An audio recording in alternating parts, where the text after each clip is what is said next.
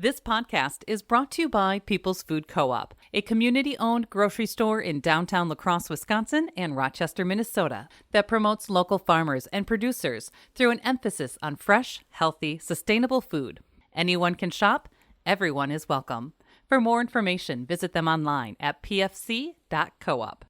This podcast is also brought to you by Trempealeau County Tourism. Whether your idea of fun is bicycling, hiking, or canoeing, afterwards head into the heart of one of their welcoming communities to experience historic architecture, independent shops, and locally owned dining establishments.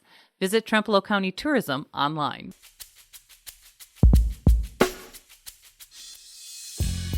Today, we hit the Great River Road with a road trip to Pepin County, birthplace of Laura Ingalls Wilder, and much more. We talked with Leanna Bender, Administrative Outreach Specialist with Visit Pepin County, about all things Pepin. She hits on day trips, vacations, festivals, food, and accommodations for those looking to spend a day or two or a week in Pepin County. You can find more conversations, food reviews, live music, and events on our website, lacrosselocal.com. I'm Amy. And I'm Brent. And this is La Crosse Local. So I'm Leanna Bender. I am with Pepin County Land Conservation, and I am the Administrative Outreach Specialist. So for people coming to the area, can you tell us a little bit about Pepin County? Yeah, so we're just north of La Crosse. We are the smallest county in Wisconsin.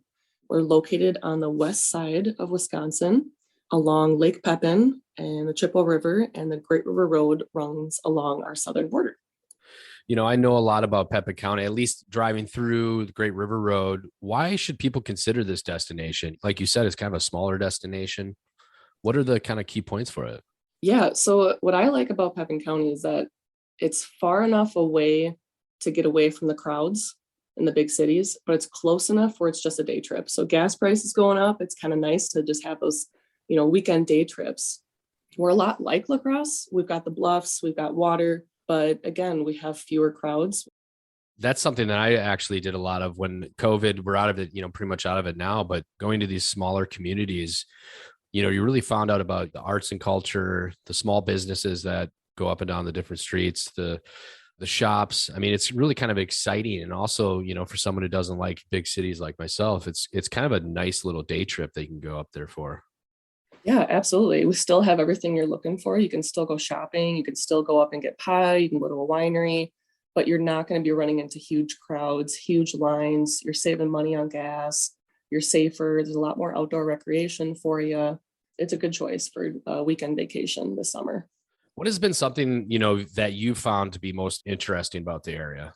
It's definitely a proud agricultural community with really deep-rooted family farms.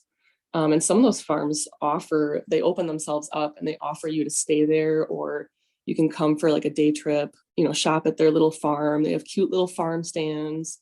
I think that's probably what I've learned the most is how deep rooted these family farms. I mean, going back to, they can trace their roots back to Sweden or Norway or Germany. It's interesting. I'm just kind of peeling through your website here, visitpepincounty.com.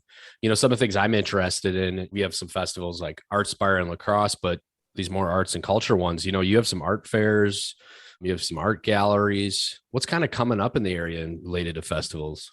Yeah, so Pepin County, again, is also full of art. So we've got our Fresh Art Tour that we have in the spring and the fall. So the next one coming up will be in October, in the second weekend of October. And then the difference, though, is that instead of walking to each art destination, it's a self-drive tour. So you're driving through the countryside to these little art galleries back in the middle of nowhere. And especially in the fall, if you're driving around these back roads in the bluffs with all the trees changing color, and if you're heading over to these little art galleries, it's just gorgeous. Yeah, I mean, that's definitely one of the things that I really enjoy about those kind of one-on-one sort of personal experiences. You really get to see where everything's made. Another thing checking out here, which is my family loves to camp. You have a variety of different places to stay, but it looks like you have camping, you have guest house, you have motels. So it's pretty much, something for everyone there, correct? Yeah. Yeah. So we might not have the big hotels, that La Crosse might have, but we've got the unique Airbnbs. You can be up on the bluffs. You could be right next to the water. If you want to camp, you can camp in Stockholm right on the water. If you want to camp, below the bluffs in Pepin. Arkansas, we've got camping. Durant has camping. We've kind of got a little bit of everything except the big hotels. So if you're looking for a unique stay, we're the place for you. For those like flying or maybe driving in, a little farther out, what's the best route to get there? Yeah, so there's 4 different highways that run through Pepin County. We've got Highway 35, which is the Great River Road.